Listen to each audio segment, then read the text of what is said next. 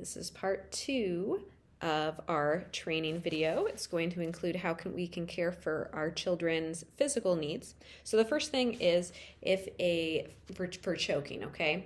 And in our nursery rooms, we want to make sure that we are proactive about getting rid of things that children could choke on. So when you enter your rooms, you want to make sure that you are checking the floors, checking the lower shelves to make sure there's nothing like little beads or small metal pieces or even candy wrappers.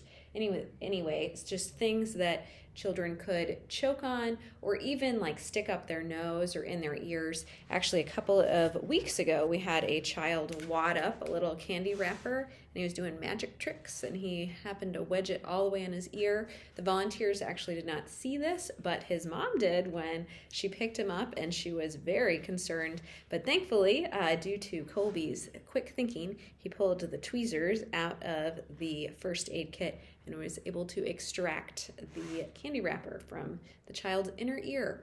So anyway, yeah, those things can happen. So just so you know, that's what you can do. All right, so yeah, you want to, and also for eating, you want to make sure that children are sitting, not that they're not like jumping up and down on the trampoline that we have over here while they're eating, right? But that they are eating appropriately. We also, also don't give snacks to like little babies who like can't chew and that sort of thing, right? But anyway, if a child is choking, how can you recognize it? Well, if they're coughing, they're not choking because they can get like air in. But if they can't make a sound, or if they're like a little bit older and like maybe doing this, and like they can't breathe, that's when they are truly choking. So if you have an infant who would be larger than this, right, and they are choking, here's what you're going to do. And you're going to go ahead and follow along on your choking handout. It looks like this. It is also in the booklet on page 20. So you want to make sure that you are supporting the child's head and like holding them like this. Get them to open their mouth and see if you can see anything in their mouth. If you can, use your pinky to clear it out, but don't stick your pinky in there unless you see something because you don't want to wedge the item further in, right? Okay, and then you're going to hold them like this and then like flip them over on your knee, all right, on your leg. And they should be like down, like on your leg. Sorry, imagine that my leg is like right here. I should have filmed this differently. But anyway, as they are supported on your leg, you're going to like lean them down and do 5 firm back blows in between the shoulder blades. 1, 2, 3, 4, 5. Then you're going to flip them over onto your other leg.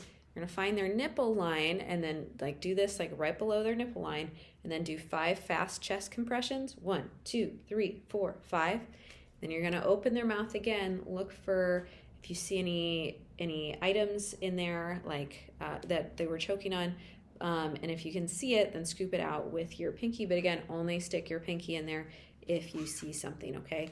And then you can repeat as necessary. Oh, also the first thing, if a child is choking and you can see that they're choking, first thing actually you want to do is get somebody to call 911. So look at your teen volunteer or somebody else that's around and just say, hey, you, call 911. Don't you call 911, somebody, or maybe you do this, do you call 911 and somebody else is trying to see the choking like procedure. That's totally okay. You can also just take the child and run for help. That is also totally okay because there's lots of people around, right?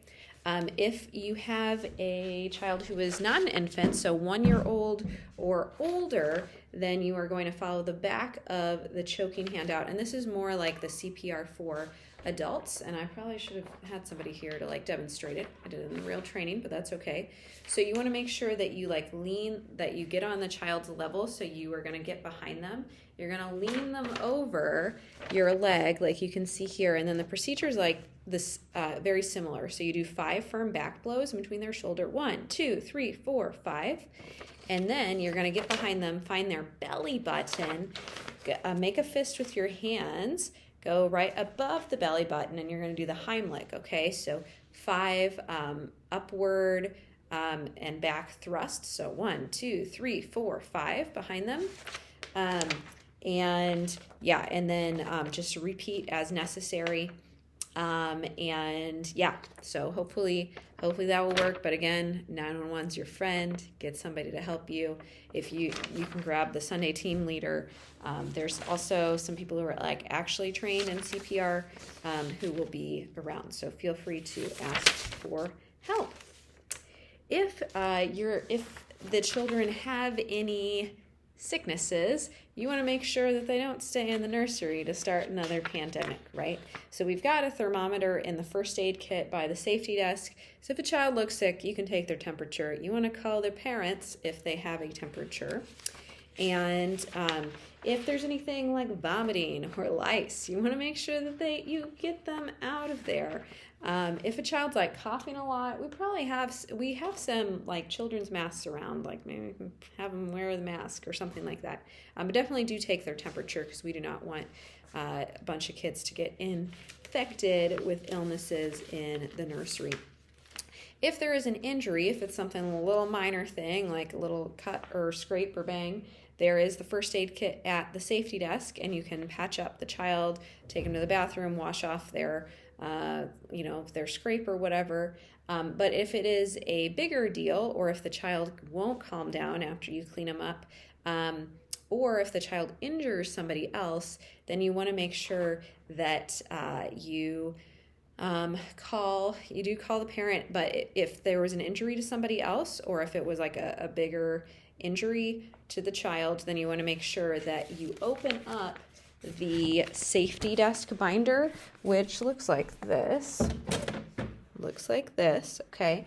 And on the inside, there is an injury or incident report, and you want to make sure the witnesses fill out what happened, and that they sign it, that the parent sees it, that they sign it, and then give a copy to me and to Jim Ward, and I'll give one to Jim Ward as well, the internal ministries pastor. So we just want to make sure, no one sues us, and we want to keep an eye on like what happens here and make sure the children are cared for well, and so we want to take steps to like keeping that from that kind of stuff from happening in the future, etc., etc.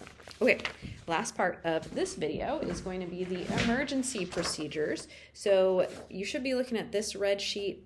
It's going to be added into your booklet. What's in the booklet is not accurate because I did make some changes, okay?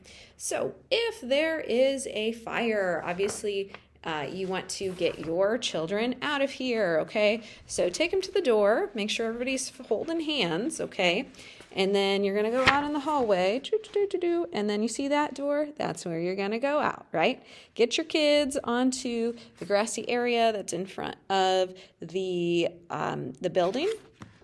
And then for the safety desk person is going to be the last person out, right? They're going to need to take the sign-in sheets from the desk and make sure that they take them out there when everybody is outside. You want to make sure that you are taking attendance, that nobody was left behind, that sort of thing, and then the parents will come and get you there. If you have a bunch of babies, then you want to make sure that you're either carrying the babies or you're putting them in the crib that's in the little lamb's room, which has wheels, so you can like break down the nursery gate and just wheel them out front, and that's how you can get them out of there. Okay? If in case of severe weather, which this is like the least likely thing to happen, but that's okay, we are going to evacuate downstairs to the youth room. So the safety desk person or the Sunday team leader will have my keys. They need to use one of those keys, which has a Y on it, to unlock the youth room downstairs, okay? So you're going to get everybody downstairs, hold hands, go down there, and you're going to go to the left at this door. You open that up, down the stairs, there is the youth room, and that's the safest shelter from severe weather. So if you have the babies, that's going to be a little bit more challenging. So once you get the other kids down there, you might want to be like, hey, does anybody need help carrying babies down there? You can have a few people carry the crib, but it might be really heavy. So yeah, anyway, again, safety desk person, you are going to want to bring all of the the sign-in sheets, and so we can take every attendance downstairs and make sure everybody is okay. All right, intruder drill. This unfortunately is the most likely one to happen, and this is the one that I have changed to be consistent with research and what actually saves lives, okay? So historically, we've just done lockdown, right, with intruders, but actually studies, experiences have shown with all the school shootings, right, that happen, that actually evacuating and getting your kids out ensures the greatest chance of survival. So if you can, in the safety desk and Sunday team leader are going to be directing you. You can get your kids out in the same way we do for the fire drill. So you want to move them out to the front, but you don't want to sit in front of the school because you're going to be sitting in front. You don't want to sit in front of the church because there are sitting ducks, right? And so you actually want to cross the street. Directly across the street is Barbara C. Jordan Elementary. So if you can get the kids safely across the street and over there, it's an open area. There's houses and stuff beyond Barbara C. Jordan, so you can go there, and there's also the park anyway, and the kids can spread out. Same thing if we evacuate, the safety desk person needs to be the last person to leave with the attendance sheets. If the shooter is nearby though, then we do need to lock the doors and you take shelter, okay? So if people are like, intruder drill, lock down or whatever, then you need to close the door. You need to lock it right here. Okay, make sure it's locked. Boom. And then you want to get your kids in the corner, okay? And kneel down, right? And if you can grab the Cheerios and feed the kids Cheerios, that's going to keep them quietest, right? Or you can say, hey guys, let's pretend to be rocks, and just try to keep them as quiet as possible and just in this area. And just remain there until law enforcement or the Sunday team leader tells you that it is safe to leave. So that's what we do. And then also, if the intruder happened to come into your room, you want to make sure that you go on the attack and that you throw everything that you can in front of them, and that you're protecting the kids and that sort of thing. But may the Lord and his angels protect us so that we never have to do that. But just in case, that's what you do.